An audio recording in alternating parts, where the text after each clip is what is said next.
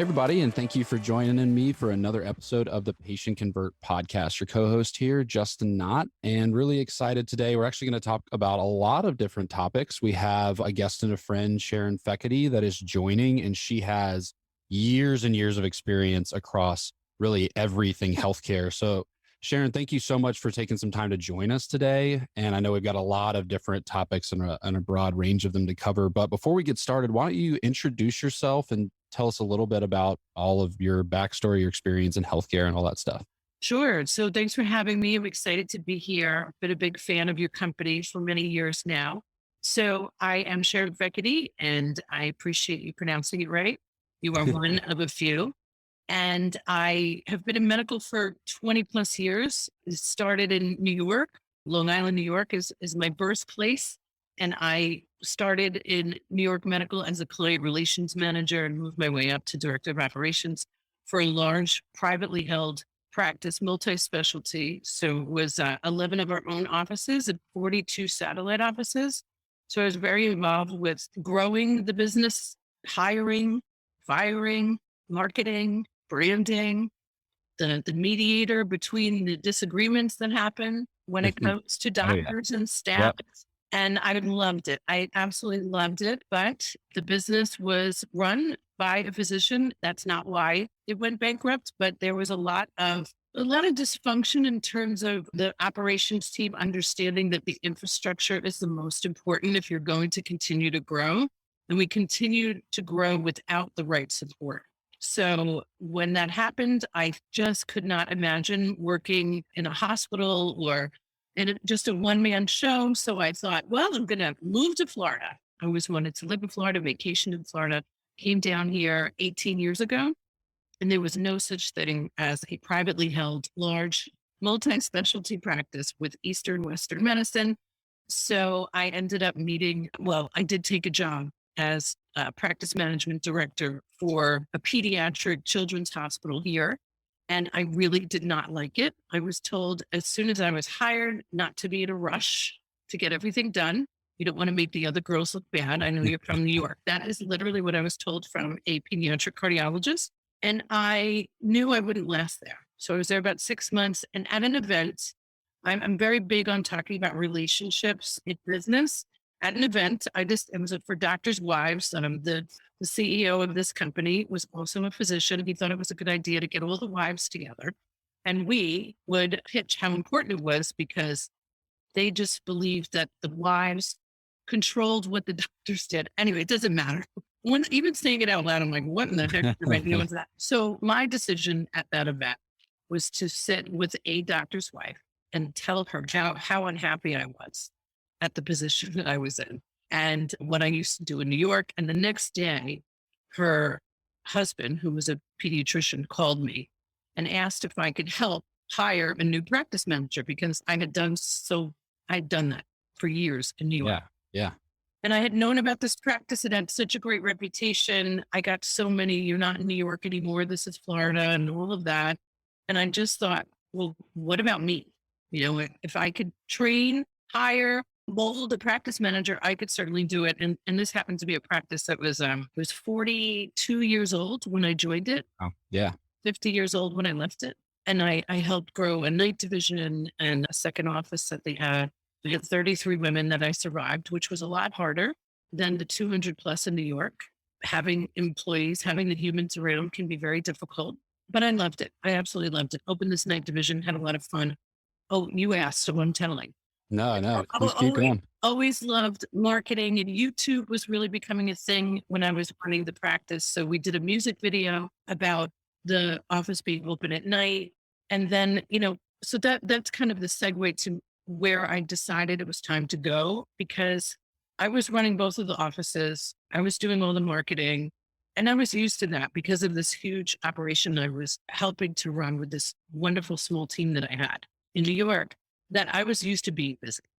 I was used to like, let's grow, let's keep going. Let's not be Yeah. the practice that says not accepting new patients. Let's figure out whatever we have to do to make sure that we continue. And then wanting to set the doctors up for retirement. They had been renting the building that they were in for years and years and years. So And I thought the music video, and then one of the doctors said, listen, there's an ENT group. They're friends of mine for years. They're having problems in their practice.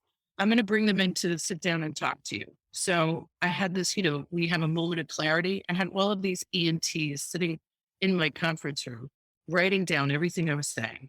And I had that moment where I was like, I might be onto something here. Yeah. It was at that moment that I thought it's time to go. And I loved where I was working. I truly did. I hired my replacement. I spent a whole month with her, made sure that I got the right person and had her understand the whole practice. And I've been gone from there, almost 10 years now or something like that. I can never keep track. And Open the Doctor Whisperer, which is a consulting business for doctors. And then I opened a social media company 4 years ago. And then I wrote a book about mental health in the workplace. And so there's been a lot happening. It's what happens Yeah. when you're an entrepreneur and then you realize you're actually an entrepreneur. For sure. Yeah. I love, and going back, because this is like one of the biggest topics, especially COVID, the great resignation and everything. And it sounds like it was like a kind of a catalyst moment from that conversation that you had with that woman at that event. And then it led to, well, can you help hire? And then kind of the rest is history, so to speak.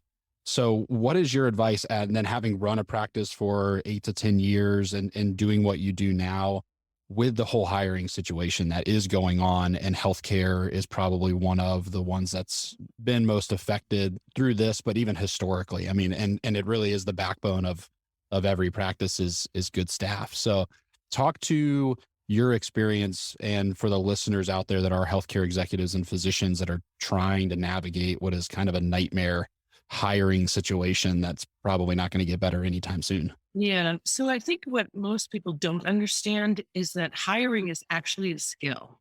I think a lot of people believe because they're good with people, or they can sense a good hire when they meet them, is really wrong.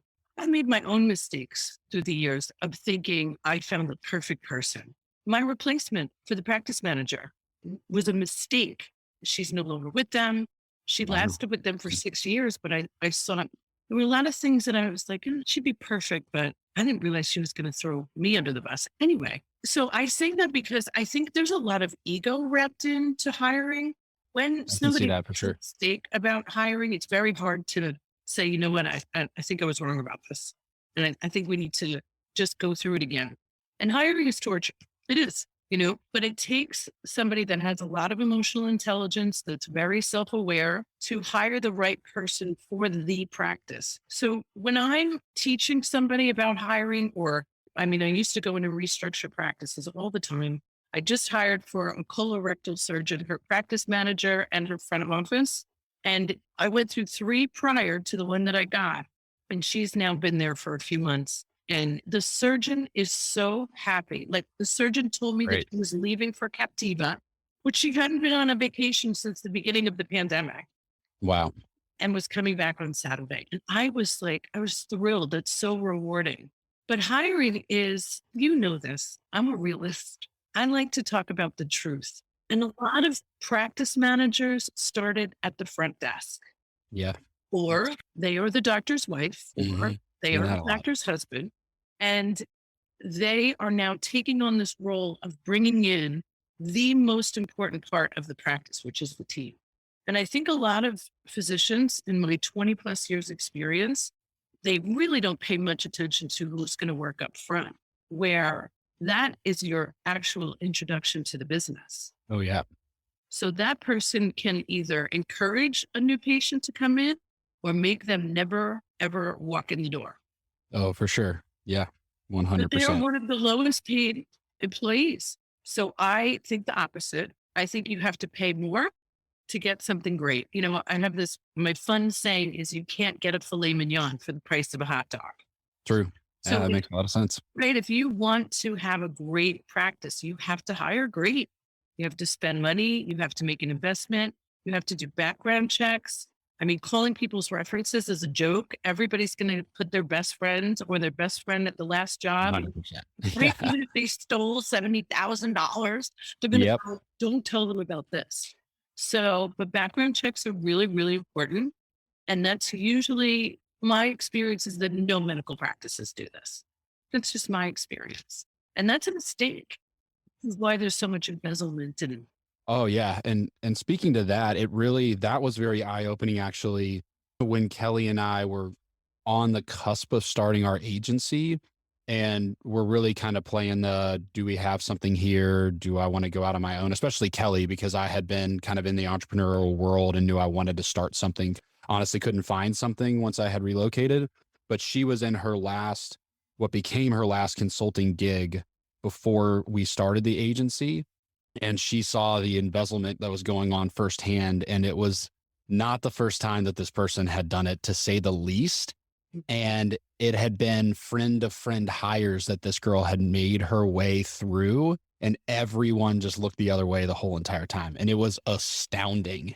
And they had a private investigator get involved. And he's like, this is like a dime a dozen situation. It happens all the time, unfortunately. And it's actually, for some reason, to the interest of the practice to just like ignore it and just ask them to go, and then they go do it at the next practice. It's how that was so crazy to me. We were young, and I was like blown away by that. Yeah. And unfortunately, so I always say today, nothing shocks me because I have seen the absolute worst and I am never Bet. surprised anymore, which is unfortunate because that's why I say it takes somebody that's doing the hiring to really have EQ skills, really be self aware. And if you know that you need to bring somebody on to recruit, like you Yeah, I absolutely, completely agree. right? And I've said this a million times. I've done videos about it. I've been very vocal about how much I hate recruiting, but I'm amazing at it only because I am so meticulous about who I bring in the door. And I think more about, it's not ego. It's just, I've just been doing it for so long and Yeah. Oh I yeah. see all the mistakes. And I know when I am run in as a consultant to help a business, it is only about the people that work there. So I don't, the marketing, why can't we grow all that stuff? Great. Okay, doc. I want to sit down with everybody in your practice. Well, yeah, none of that matters, honestly, what we do, if the culture and the team is not right. I mean, it's not ever going to be scalable, survivable, thrivable, all of the above. So it's really kind of just spinning the wheels for people like myself who focus on marketing and acquisition. Like, it's nice for the bottom line, but I mean, if the team is not there, it just doesn't really, it's not going to work long term anyways. It's so true. I mean, and it's so unfortunate because, my mom, for example, she just took my dad to an orthopedist and she knows obviously what I do for a living. So she's always like, I'm going to tell them about you. I'm like, please don't. Please. So she said, oh, I got in the front office, she was okay, but, I've seen worse. The medical assistant though, oh my God, Sharon, she was horrible, but the doctor was amazing. The doctor is what's going to bring me back. So we actually, as a society now in healthcare, we accept subpar service, Yep. which is disgraceful. So if the doctors really knew the experience of the patient, what it was like for them to call, to go in the waiting room, their practice would thrive because it really, at the end of the day, like no matter what you do for marketing or I do for social media or whatever it is, it only matters about the experience that the patient has. Yep. So you have to be willing to go through that experience and hear some hard criticism, some hard feedback. And there's a solution to it. It just takes a commitment to want to make a change. That's usually by the time a doctor gets to me, they are desperate. Right. Oh yeah. And like you said, healthcare is, I think, a unique one too, because like you said, most patients are willing to accept very subpar, especially if the physician is very good, has good bedside manner, good outcomes. And sometimes the bedside manner doesn't matter if they're just that good at their job from an outcome standpoint. And they're just, because of I think just kind of the train wreck that has become healthcare in terms of the ecosystem, the patient, I kind of feel so beaten down. There's not going to be a really good alternative. And we see it all the time. Even like my parents, they have a physician they go to, and literally out of their mouth is like, well, just be ready to wait for 2.5 hours every time you go there. It's like, that's crazy to me. Yes. But it's Yes. like, what are they going to do? They have no leverage on the other side. So it's just like, well, I'll just wait for 2.5. It could be 3 hours this time. I don't know. Bring a movie and a lot of snacks because you're going to be camping out in the waiting room for a half of a day. And it's I not even went a surgeon. It's I like, that's went crazy. it is crazy. I went to a dermatologist just the other day. I never go to practices that I work with. That's number one. So some of it is for research, to be honest, and Yeah. others is like, I would just rather they don't know what I do. And I always say self-employed. Hmm. So the experience was fine with the phone call. The website looked really good.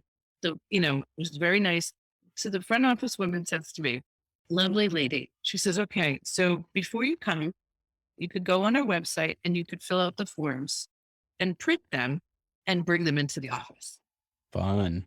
So I take a breath and in my nicest voice, I said, oh, wow, it seems like you guys have come a long way where you have a place on the website that you can actually, get the forms so I don't have to fill them out in the waiting room. That's great.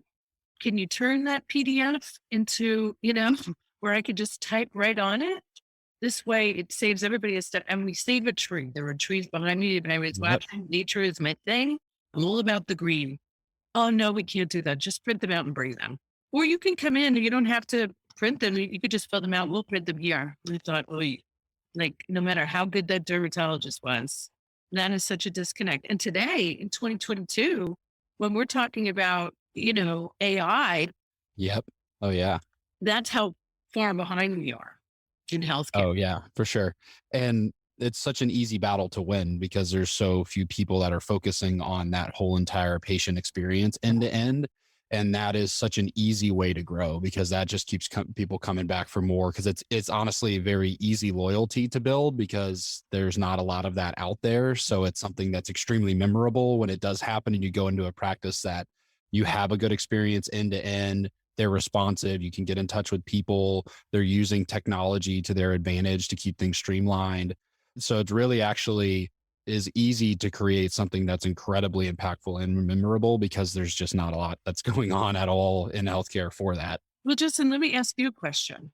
When was the last time you had a loved one tell you, I had such a great experience at the doctor's office today? It's been a long time. Yeah, I'm trying to even think. Never happened. Just No, no, yeah, never. it's been a long, long time for sure. So that alone, right? I mean, you and I, we're in different states. Yep. I've never, my parents, my dad's going to be 80. My mom's in her late 70s. They go to the doctor a lot. They usually say something great about the doctor, but the experience that they have, if people were just even more thoughtful about the elderly population, where, we understand technology. You and I are both, we have microphones, we're doing Zoom. We didn't have a problem getting on. There was no operator error. But man, my mom calls it an email number, not an email address. Excellent. We need to be more self-aware and understand the demographics that we're dealing with.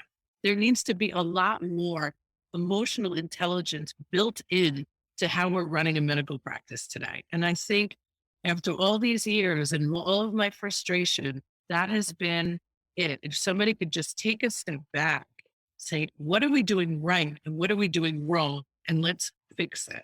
Yeah, I completely agree.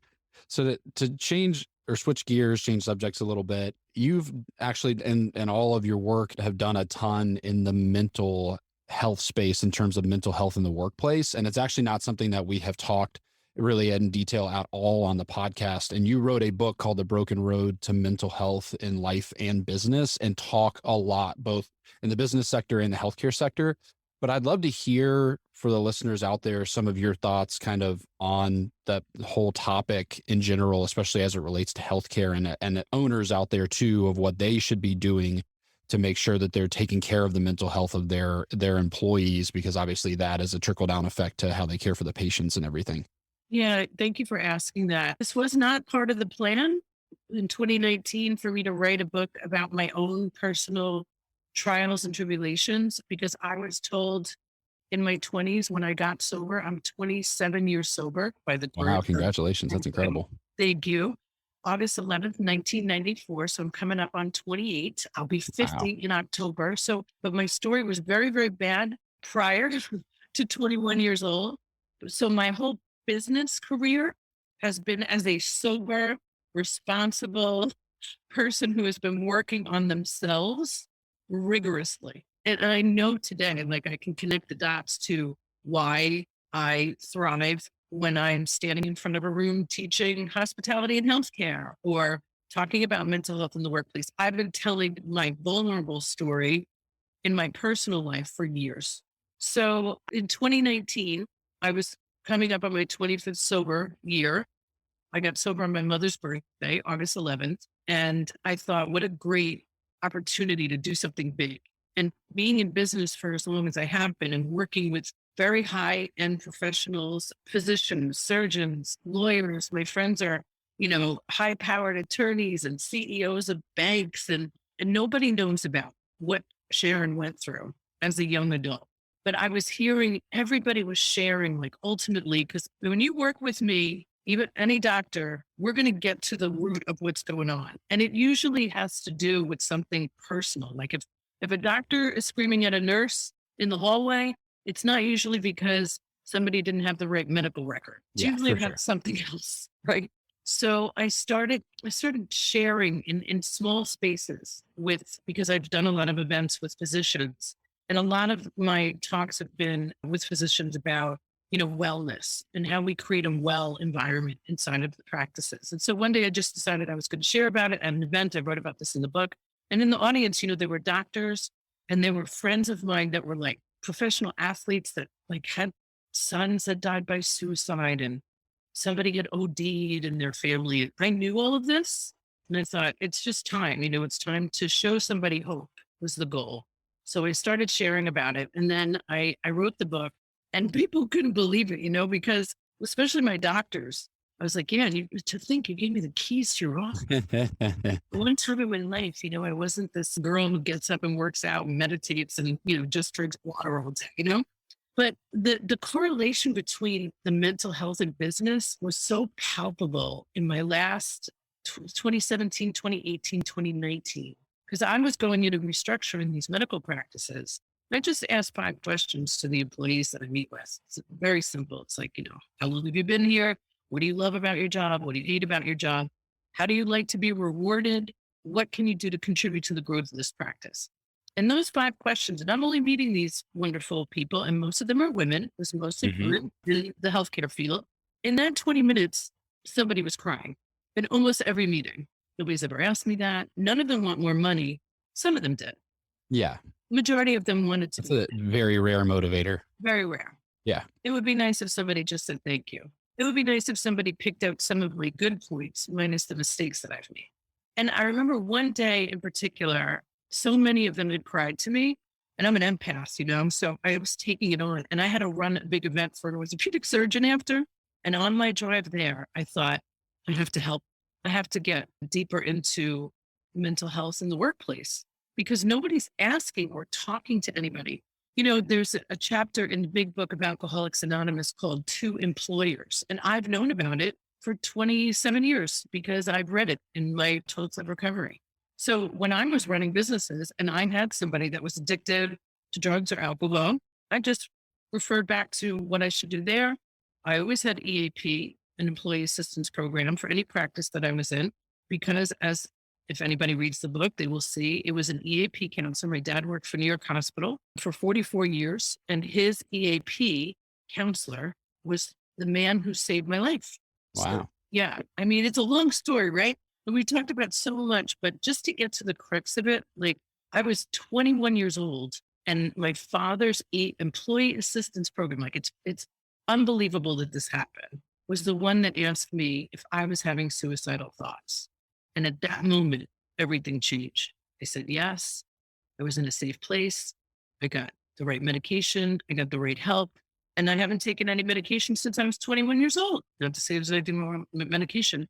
But now I really see, so because of my own recovery and the work that I do on myself and just being, evolving through this world of mental health, I always know that that's what I have to get to. Like Yeah. during this time, especially, right? Like people Oh, have just absolutely. been traumatized. So how do we give employees an opportunity to feel safe when they're being yelled at? How do we say, well, you could go to HR if the HR rep has only showed that she's good at offering policies and procedures? So it's a big deal. It's a big shift. And I'm happy that, there's been more talk about it.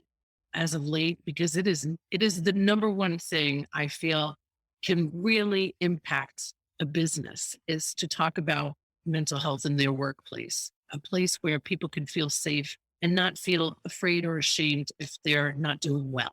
Yeah, I couldn't agree more. And it is good that it's entered a lot more of a mainstream conversation for sure. I don't know if there's still employers, as you know firsthand, have done much about it outside of talk around it or talk to it kind of thing, because now you can talk about it more. But yeah, I completely agree. And I'm learning that from even good people that we have internally as we continue to hire and grow. And we're really on the front end of developing our company culture as we continue to grow, and really putting that on the forefront is making sure that people feel like extremely, extremely supported. And like you said, and again, this is a lesson that I've learned by hiring a really good COO who has a lot of experience in this side of things, is those even monthly times that we get to sit down from an HR standpoint and have conversations. Like you said, the motivator is not money. And having rehabilitated some people that come from really toxic work cultures, it's always really interesting what they love about what we're working on building from a culture standpoint. And a lot of it is feeling supportive, having work-life balance, being able to ask questions whether they're right or wrong. It's a lot about being heard. So a lot of it is really simple. It's like about paying attention and having conversations and making people feel filled up instead of beaten down. And it's not that difficult to do. It's just about paying attention. Yeah, and there's so many easy fixes, right? And when I do talks with companies about mental health in the workplace, I always say it can't just be that World Mental Health Day or the Wellness Week that you're having all these different practitioners come out. It has to be embedded in your culture, and there are so Absolutely. many organizations. I work with one that's based in Ireland. They're called I Am Here, and it's just this gentle way of isolating people within the workplace that could be that safe person for somebody to go to. There's a lot of people, as you can imagine. I mean, I talked to Franklin Templeton pre-pandemic, and this is, finance, Oh yeah.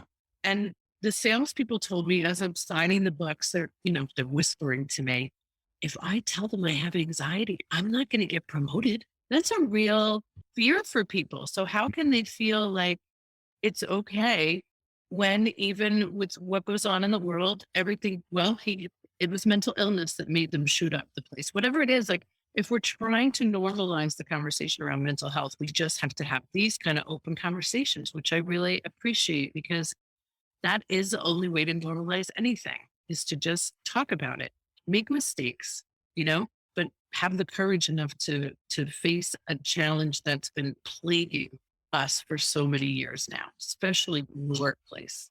Oh yeah, I completely agree. Is there anything else? Because I think we've talked to probably two of the biggest hurdles or struggles when growing a practice, especially when you come in, like you said, when they're in a desperate situation. Is there anything else outside of obviously the hiring, the mental health that are very common when they are in a desperate situation? You come in to help get their house back in order that maybe physicians aren't paying attention to or brushing off, that is actually critical and can land you in a position of desperation if you don't pay attention to it. Well, I have a video about miserable Mary. So I really do think that hospitality and healthcare and hiring can separate any practice. Marketing is so important. Branding is so important. SEO is so important. Everything that you are doing, like social media is important. But at the root, you have to have nice people Yeah. work in your organization. Mhm. It's so simple, right? People are coming to you because they're sick, they're in pain, or they have anxiety, whether it's psychiatry, orthopedics, it doesn't matter. They're not feeling well. The last thing that you want is somebody miserable, For treating sure. them poorly because they're having a bad day. Yeah. I could not agree more for sure. So hospitality and healthcare is so important. It just takes that little hello, how are you? I like to assign somebody that is really just you find somebody that just loves talking to people. Because that's not everybody. I don't love it myself. I can't spend my time having, small talk. As you just saw us talking about mental health. But there are those people that are like, oh my goodness, I love your shoes. They're so cute.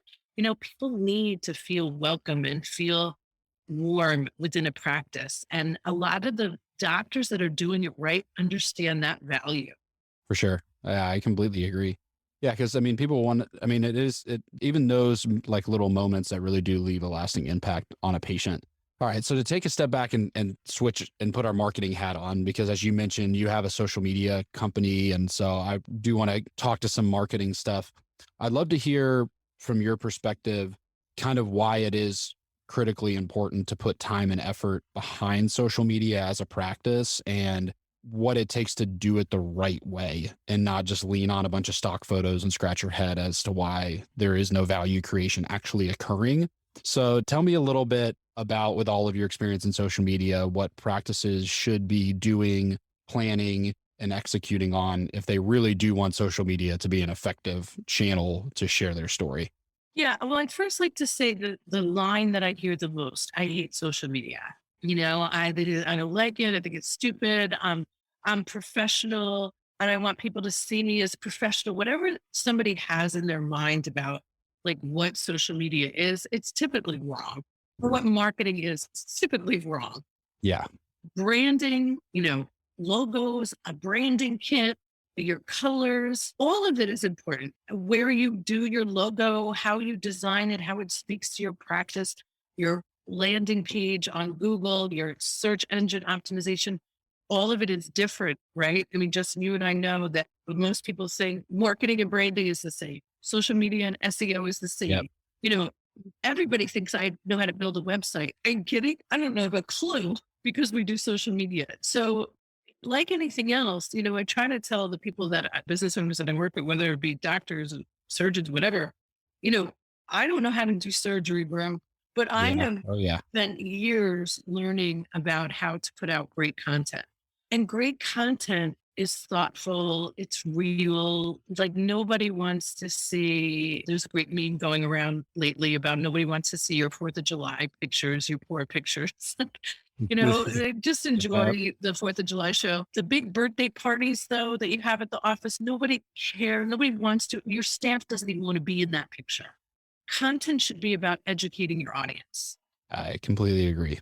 Yeah, it's about education. And there are many ways to do it. So a lot of people are not comfortable in front of video. They're not comfortable on a podcast. So maybe they get somebody to write some great blogs, which helps the SEO, right? But you have to have content out today. Before we brought up AI and there's NFTs, I'm sure half the audience doesn't even know what an NFT is. And I don't fully, grasp it yet. But believe you me, I'm going to learn about it if it has something to do with business and technology. So For sure. I just think that hiring somebody young or using one of your front office staff members to do your social media is the biggest insult to the world of marketing I could ever imagine. And I hear it all the time. I was just told yesterday, Sharon, can you help me get an influencer? Help me hire, I want somebody 9 to 5 to work on getting TikTok influencers to promote my product. Somebody young. I was like, okay. But somebody young doesn't mean they have any sense of strategy or business or understand your product. Like there's so much to that one phrase. It's like this door opens in my mind. Like they really need more help than they can ever imagine just by asking me that question. So I think that companies like yours that really understand how to do it and have been doing it, healthcare is a totally different world, than executive recruiters or a wig company like I have that we do business for on social media. You really have to have a company that understands strategy and how to build your platform for growth, paid advertising versus organic. Yeah. There's so much. And I don't even do paid. I refer that business out to better companies than my own because that's a real skill too. But in 2022, I'll just say it because I know not everybody feels comfortable saying it. You should actually just be ashamed that you're not using these tools that have been brought to us that can, I have let's say one more thing. I know you're probably like, man, that girl can vomit at the mouth. But I'm so passionate about it, right? I had this client once say, Sharon, I want to put a video of our services in our waiting room on the TV. I said, very matter of factly, well, those patients already know about you. We just have to get those videos out to the people that don't know about Yep. you. And you wanting to do paid advertising on a television show that nobody's watching anymore is not good. Digital, like print ads, that one person might say. So much can be done online, and it's just fear. It all goes back, Justin. It Yeah, it all does. goes back to emotional intelligence and what you're willing to like. Your ego is like, I'm only going to do what I've been told works by people that have no Yep, understanding of for business, sure.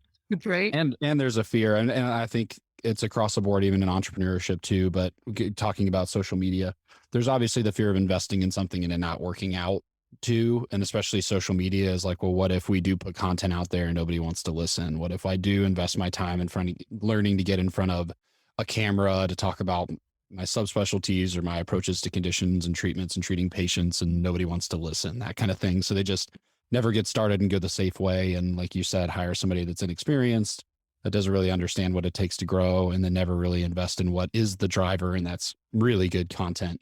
Because if you do that, it takes a while to build a machine, and it's a lot of work to do it. But if you build it the right way, you can get there, because there's not a lot of people that are willing to invest and stay the course over the long haul. Like you said, it really is a dance. Like, to do it the right way, there's a whole lot more, not only from strategy, but an execution that really goes into creating good content, and good content at scale. It's an SOP. It's putting a process in place, and how you're going to capture that content, how you're going to edit that content, how you're going to repurpose that content, how you're going to distribute the content, how you're going to turn it into evergreen content, how you're going to make many out of one, all of those things. And if you're chasing your tail constantly and just trying to keep up with it versus putting an actual game plan in place on how to execute, it's never going to happen. Because every time, like, you come into an aesthetics practice, they always are willing to show you, like, I want to be like this Instagram that has 5 million followers. It's like, well, if you called them on the phone and asked what their process is, I bet it's a lot more technically complicated than hiring the front desk girl at 1 hour a week to walk around and snap a couple photos and post it on Facebook. Right. No, Or there is very a game randomly plan in being place. like, we should be on TikTok. Yep, exactly. No, there is a methodical game plan in place about content production and content distribution that is intentional in nature to create the type of brand that has that staying power, for sure. And a misnomer that you pointed out, that 5 million followers, you could pay for that. Oh, You, easily. you could Yeah, buy very that. easy. Oh, So yeah. just know that any new practice that you see come up that has already gotten 600,000 followers, they've paid for that. They have not done that organically. I know I have an organic social media company. It takes years. Years and years. But I do think that you also have to think about, like, who do you want to reach? That's just vanity metrics. You really just want people in your community coming to see you, right? I would assume. Yeah. Unless you have a I'm global practice and you want sure. people traveling in from Austria. Then the other thing that's really important, right, is if you are paying for something, you want ROI, you want a return on investment. But that return on investment is internal, right? So when we do social media for a company, and I'm lucky enough to also be helping consult for the practice, I'm like, all right, every week I want to see that referral log. Where did those people come from? And when it says online, I'm like, okay, listen, we gotta isolate this, because we're spending money here, we're spending money there. I want you as the owner to feel good about where you're putting those marketing dollars. So that all ties into, like, how the practice runs, right? Who is the practice manager? Who is working up front and taking that phone call and taking that information, putting the right information into the electronic health record? You could run Yeah. reports all Oh, day, yeah. but that there is going to be a human being that is inputting that information. So they have to be trained to Absolutely. do it correctly. Oh man, Justin, what are we doing in healthcare is the bottom line. I'm kidding. Yeah, that's a whole nother, the EHR and reporting is like a whole nother can of worms, for It's a sure. lot of work. It's a lot Yeah, of work. it seems like there's standardization at some level with the kind of Fire API stuff that's going to be mandated by, I think, 2025 or something like that, because we're in process of building a SaaS-based kind of lead management product. And so we've been going down that rabbit hole. And that's the biggest problem in the marketing world, for sure, is the data fragmentation, because of all the different EHRs, and some are average and some are horrible. Yeah. There's very few that are even above okay. So yeah, like you said, it's always that, is like, is it online? Because that doesn't tell us anything at all. And Right. in fact, the consumer doesn't even know exactly how they found you. Was it actually a Google ad, or was it actually Google My Business, or was it actually Google search? And what are the difference between the three? Like, you understand, but Yeah. you realize how rare you are, my friend, Yeah. to understand that. So imagine that information being understood by the person that you're paying $11 an hour. She doesn't care. Yeah. Sorry. Yep. Yeah. Here, or you will take our wonderful advice and spend more time and investment into bringing on the right people that understand the why. The business is a why. It is not, well, this is what they told me to do. No, why are you doing that? Why is that important? I spend more time explaining the why than I do about, I need you to do this, this, and this. Absolutely. So as we wrap up, because you mentioned so many different things that you have going on, tell us a little bit about how people can get in touch with you, because you've got social media, you've got consulting, you've got the book, you have a podcast, you have so many different things. So tell us a little bit about those, and then what's the easiest way to get connected with you if they want to learn a little bit more, if they have reached that point of desperation and they need your expertise to come in and turn the ship around. Well, I will say, because this is healthcare focused, just to the doctor whisperer. I mean, I purposely made it a company name that people would remember. No, I'm not the dog whisperer or the horse whisperer. I can't even fix my own dog, but that is the easiest way. Googling my name. I have so much content out there. I'm not difficult to find. But what I want to do more of is what I'm doing currently, which is teaching the masses. Like, imagine the advantage that medical students would have understanding the value if they do decide to go into private practice.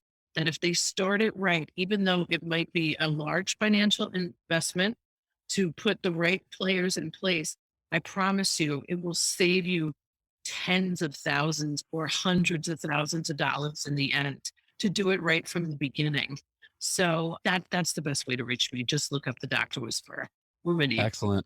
Well, thank you so much for coming in and sharing your story and a lot of knowledge to you to pass on. I know we haven't actually talked about a lot of these topics, so they're going to be really helpful. So thank you so much again for coming on, and look forward to having you on the show again in the future. I appreciate it. Thanks so much. Give Kelly my best. Will do. Thank you for listening to today's latest episode of the Patient Convert podcast. Don't forget to subscribe and review on your favorite podcast platform. We are on Apple, iTunes, Google, Stitcher, and Spotify, or you can sign up to receive the latest episode via email. Just check it out on my agency website or my personal website. And if you are looking for more amazing healthcare marketing information or just to engage, check us out at entropy.com. And for any of my amazing physician liaisons out there interested in growing their physician referrals or learning the strategies that it takes to build highly engaged physician referral networks, check out my website, kellyknott.com, where I have free webinars, free downloads, and of course, my online physician liaison training course, Physician Liaison University. And as always, I'm a huge believer in connecting, engaging, and supporting one another. And the best way we can do that is networking. And I always connect with you guys on social media.